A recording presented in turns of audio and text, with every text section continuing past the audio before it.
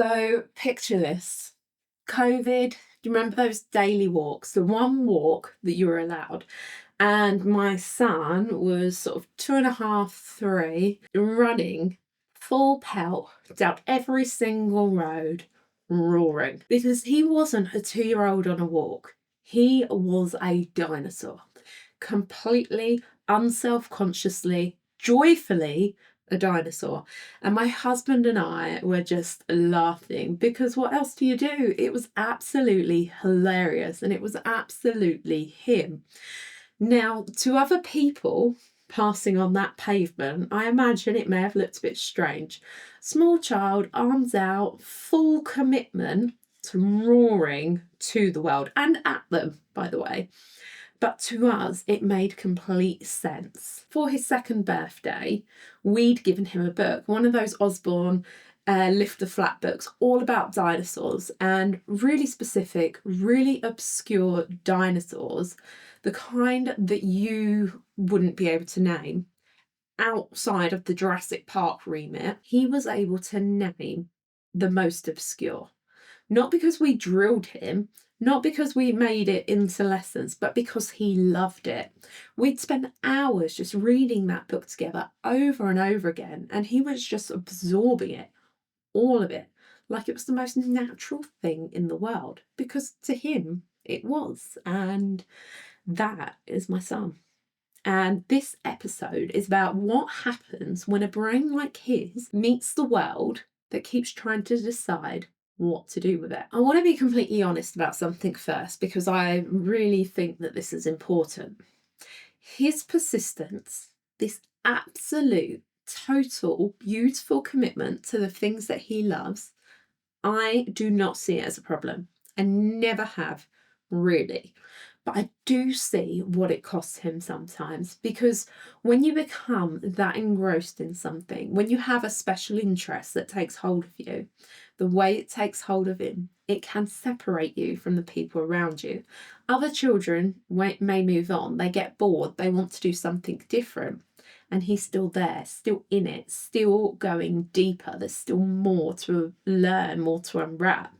And I think that can feel a bit lonely sometimes, even when the interest itself is just pure joy.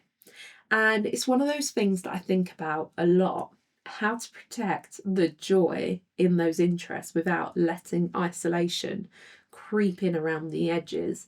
But that's I guess is a whole other conversation. So what I want to talk about today is what those interests reveal about him, what they show about the way his brain actually works, and what happens when the world notices and then it gets it wrong. So my son is a very, very natural mathematician, genuinely extraordinary at it. You can give him a really obscure sum, the kind that would take us all a significant amount of time to work out, even on paper, and he'll be able to just do it in his head out loud. He'll work it out and he loves it. It brings him something that I think a very particular kind of pleasure, the satisfaction of a brain doing exactly what it's built for. And he plays guitar, or he did. So from the age of 5, he was getting up every single morning early before anyone else was awake and playing, not songs that had been taught to him by his dad. He'd worked things out entirely by ear. There was, that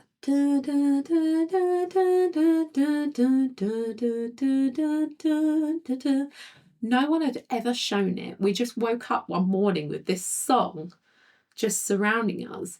And basically he'd internalized it. I think he'd said he'd seen it on a YouTube video or something. So he'd come down one morning and worked it out. And honestly, we were absolutely stunned. And so was everyone else who heard him.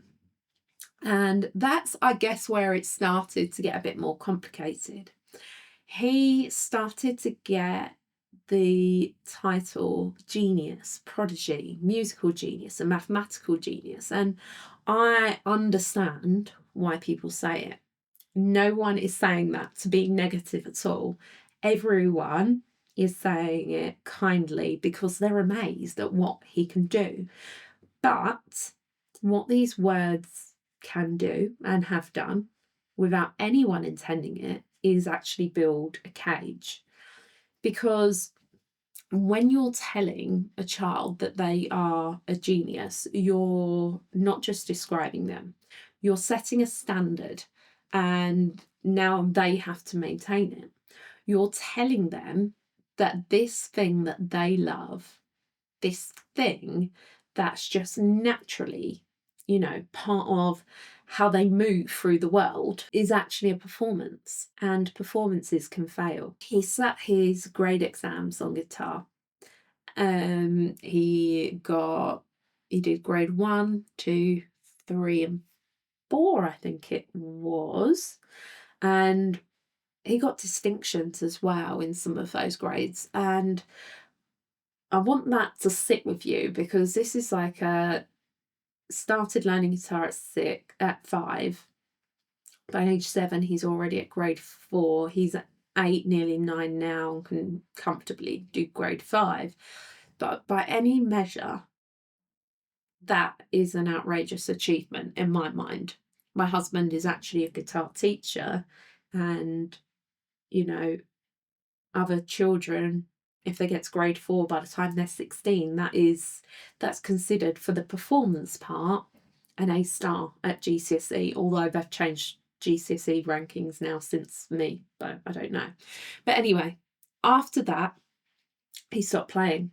He just stopped completely. Wouldn't practice, wouldn't touch it. The thing that had been getting him up, the thing that he'd been getting up early in the morning to do, just because he loved it, became something he couldn't access anymore. Because somewhere between the love of it and the label on it, the joy had been replaced by pressure. And pressure for a brain like his isn't motivating. It's completely suffocating. And I think it's actually the most important thing that I want to say about the genius label. It wasn't that he couldn't do it. He clearly could. He was getting distinctions at grade 4. And it was that the doing of it officially with stakes stopped it from being his.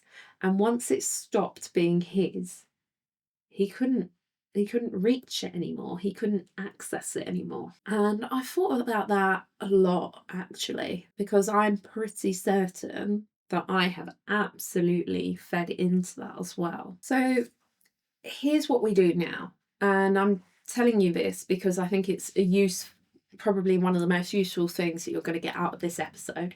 He still does play guitar, but there are no longer any lessons. There's no practice. There's no structure or expectation or grade for him to aim for. Instead, he has music time with Daddy. That's it. The whole thing. 2 people, a guitar, no agenda, and sometimes his idea, not ours. He teaches me the guitar.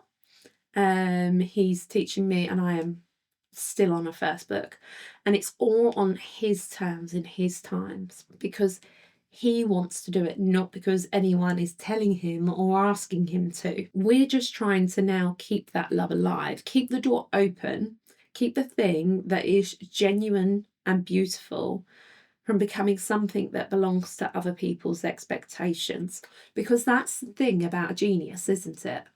The word is supposed to be a compliment, but what it can actually do a lot of the time is take something that belongs to a child and hand it to the audience. And I guess his brain is just absolutely amazing. Like, he challenges me constantly. He comes home from school and tells me something, a fact, usually something specific and detailed and absolutely mind-boggling. And I'll say, "Where did you learn that from?" And he'll look at me a bit puzzly and say something like, "I don't know, I just know it." And then we fact check it. Because of course we do. He's always right. He doesn't know where these things come from. They're just there in that remarkable brain of him, collected along the way, without anyone really noticing that it's happening. And I find it extraordinary, the way that the information just finds him, and the way he approaches things as well. This is something that I don't think gets talked about enough about autistic children. He is so methodical, so logical. He'll work through something in a way that's so structured and so considered that he sees angles nobody else would have even thought to look at. He notices things that the rest of us walk straight past, and he doesn't even know he's doing it. It's just how his brain works. And I think about what I love most is that he makes me see things just so differently. He asks questions that rearrange how I think about something. And he does all of this completely naturally without trying to impress anyone, without even realizing he's doing it. It's just innate, it's just within him. And there is nothing that I would change about that brain, not a single thing. What I'd like him and other children to be aware of is that they're going to move through a world that are going to keep trying to name them the gifted, the talented, the genius, the exceptional. And all of those words are meant to be kind. And all of them will carry some weight that you didn't ask to carry. So here's what I want him to know. And I'm going to say it here in this space because maybe someone else listening needs to hear this about themselves or about their child too. The persistence is a gift, not the results that it produces, not the grades or the exams or the things that impress other people. The persistence itself, the ability to love something that completely, to go deep, to care that much, that is extraordinary. And the world will keep trying to point you towards the outcomes. And I need you to keep your eyes on the love. Don't let them take music time with daddy and turn it into grades. Don't let them take the dinosaur book and make it into a performance. Just stay close to the joy. The joy is the whole point. So if this has resonated with you, if you recognise your child in it or yourself, I'd really love to hear from you. Come and find us at the Weighted Blanket community on Facebook or drop me a message.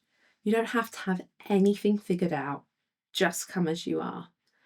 And the question that I'm going to be asking everyone, and I'm going to ask you too, is what do you wish someone had told you about yourself or your child before you had it all figured out? Come and let me know in the community. You're not alone.